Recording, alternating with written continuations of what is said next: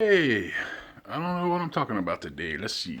Well, right now I'm walking in a circle in my house because I have gotten so bad about anxiety and weight, and I've gained weight since high school. I mean, I've been out of high school since '99, but I am terrified. I hate walking in my neighborhood. I have a pretty good neighborhood to walk in. I feel like when I go walking by myself, I feel like everybody thinks that that I'm out there like trying to steal kids and I'm a crazy white person. But if I had someone with me, then I don't feel like that. But I don't have anybody to walk with, so I walk inside my house like a crazy person in a circle, and it makes it really hard to walk. So that's why I started filming myself on here because it feels like I'm talking to somebody, and it really makes the time go by fast. It really does. Even though I just got like a 15 minutes right now, I got too much stuff on my phone, but I'm starting to put stuff on, archive it online. Even though, I mean, if we ever have like someone hits us with an EMP or something, all that'll be gone. I mean, like cassette and tape was the best way to preserve video and audio. Everybody thinks the cloud is so green, but it's not. You have huge servers and tons of them being cooled in these big buildings, and it takes a ton of energy. It's extremely, it puts this pollution is bad. But we got, Fukushima's poison in the Pacific every day. Nobody seems to say anything about that. You get put in jail if you say something about it in Tokyo.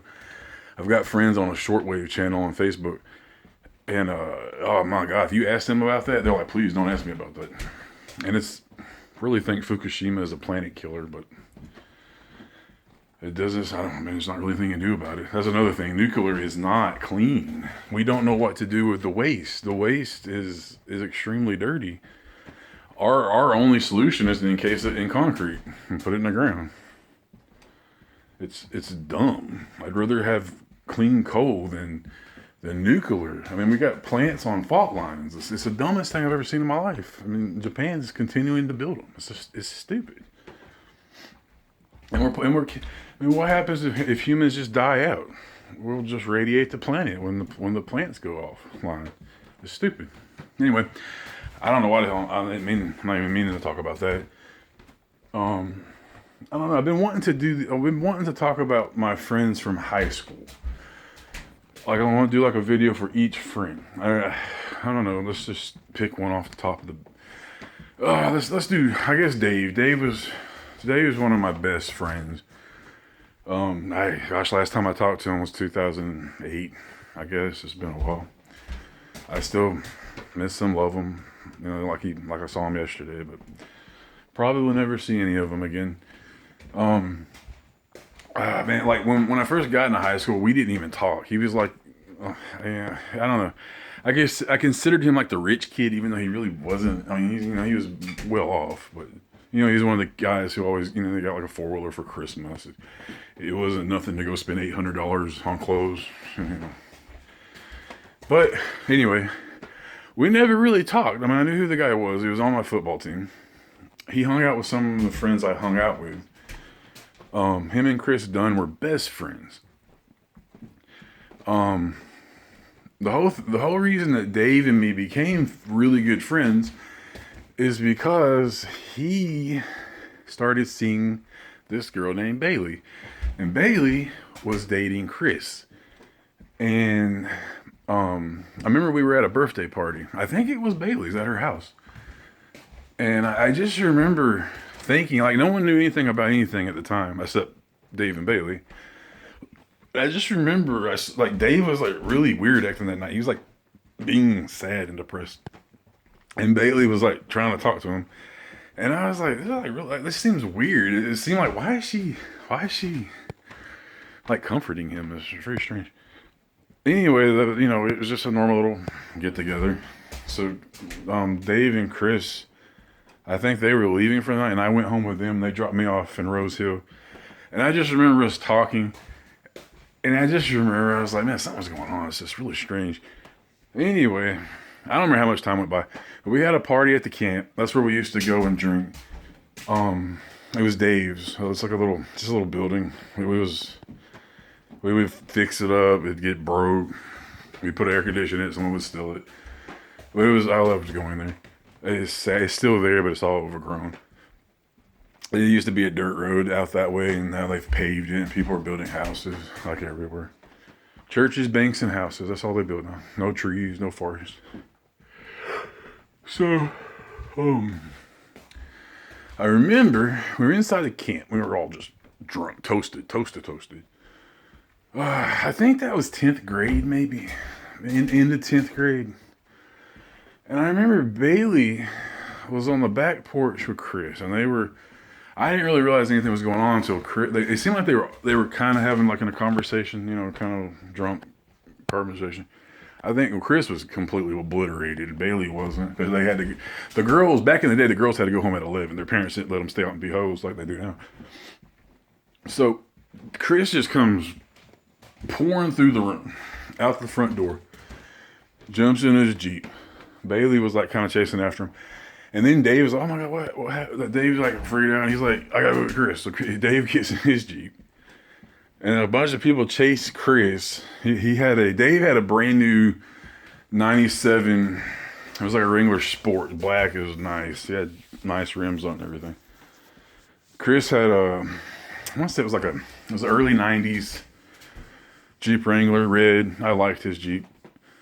Anyway, he ended up in a little field about, I guess, a mile down the road, just out there just doing 360s. He was drunk as shit. He probably would have died if someone hadn't stopped him. So Dave's out there. Dave's out there talking through the window while Chris is doing 360s. He's telling him to stop. And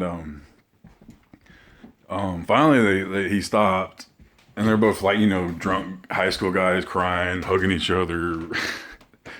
and the only way I got there, I was just gonna run down there, but I think Isaac had his little green Jimmy, and I jumped in that, and we went there, and then we all walked out there, and by the time we got there, we were all going back to the camp because we needed to go, because people were probably gonna think they didn't know what was going on.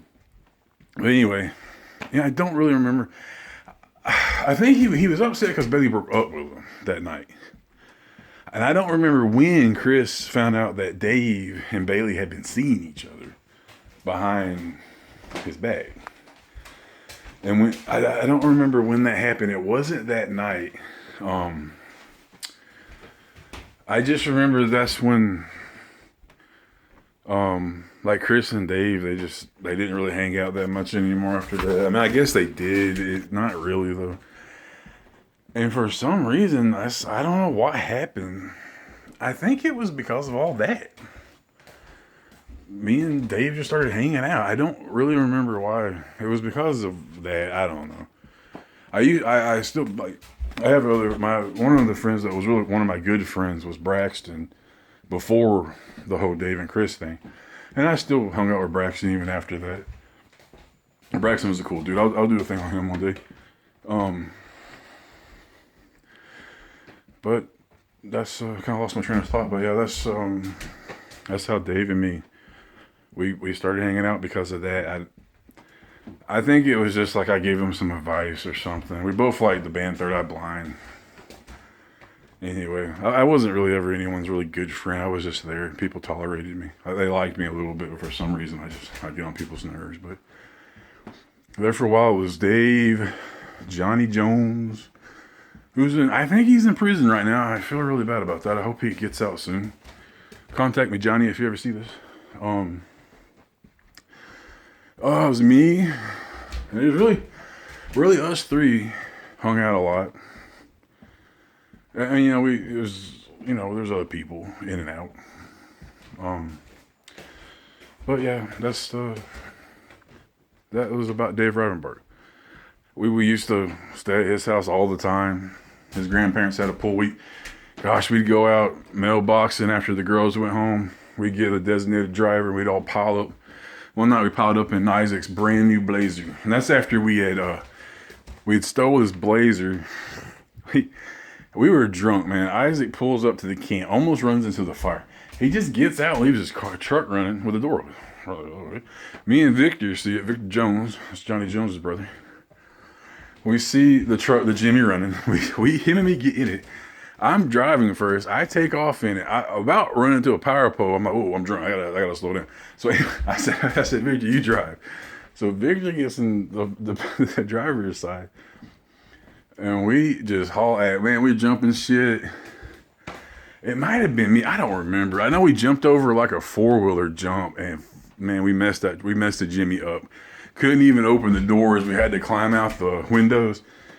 Oh, anyway, they finally found our drunk asses. We had climbed. What we did was Victor and me got in the back. We took like a cooler of beer with us. We got in the back of the Jimmy. We were just about to drink. We were already drunk. Everyone finally finds us. Like, I don't know. It was probably an hour later. We had crashed it in the woods. I mean, it was still running.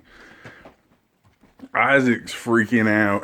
Isaac was cool. But he wasn't really one of our best friends. He hung out sometimes. But anyway, we after us arguing with each other and all this crap, and me and Victor were like, "Oh, dude, we were just in the back. We don't know what happened." We told him. I think we said like, "Dude, there was people driving. They just left us out here, and we just sat here in the back." And then I think we also said that we were out here drinking, and we just came across this Jimmy. We didn't know whose it was. Finally, I mean, Isaac was about to call the cops. Finally, we convinced him that we could go find a dead deer and rub it all over the front of the Jimmy, and then he could just tell his dad he hit a deer. So we go driving around all over the place. Couldn't find a deer anywhere. Usually there's dead deers everywhere in that part of southeastern North Carolina. We end up going on TG Road, which was the road where all the black people lived. It was like 1930s. I mean, this is like in 98, 99. But TG Road was, you went back about 50 years when you went down that road. I've been called a cracker many a times because I lived off of TG. My CJ Jeep broke down one time. This old black woman was on her porch. She's like, "You lost, cracker?" I'm like, "Yeah, my Jeep broke down." I just started pushing it down the road to get away from their house. But we went down TG Road. Anyway, there was like just probably 50 dogs in this one little area. We were trying to hit a dog. We would come by, and there'd be all these dogs standing there. I remember there was this golden retriever. His nose was like right on the edge of the road, and we never could hit him. We felt we would go flying by. We were hoping one would run out in front of us. Finally, we found a dead animal. I can't remember what it was. It was probably a skunk or a possum. Our drunk self got it, rubbed it all over, put hair everywhere, blood. They fixed his Jeep. The insurance company fixed Isaac's Jeep. He told him he had hit a deer. And the headlights broke out, mirror broke off. It was all, you couldn't open the doors. But they fixed it though. That was crazy.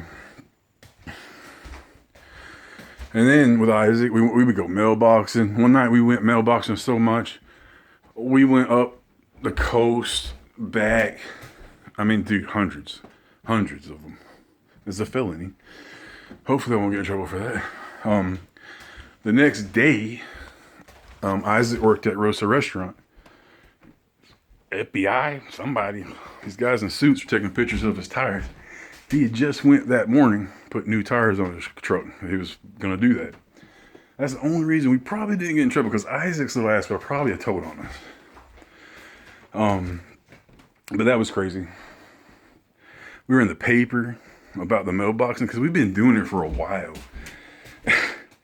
Anyway, that was back in 99, so hopefully they're not going to come at me for that. Anyway, I will be back with some more stories. I got to free up some space. I'm going to continue my walk, which will be extremely boring because 15 minutes went by really, really fast. But when you don't got nothing to talk to, it gets really, really boring. But I'll be back.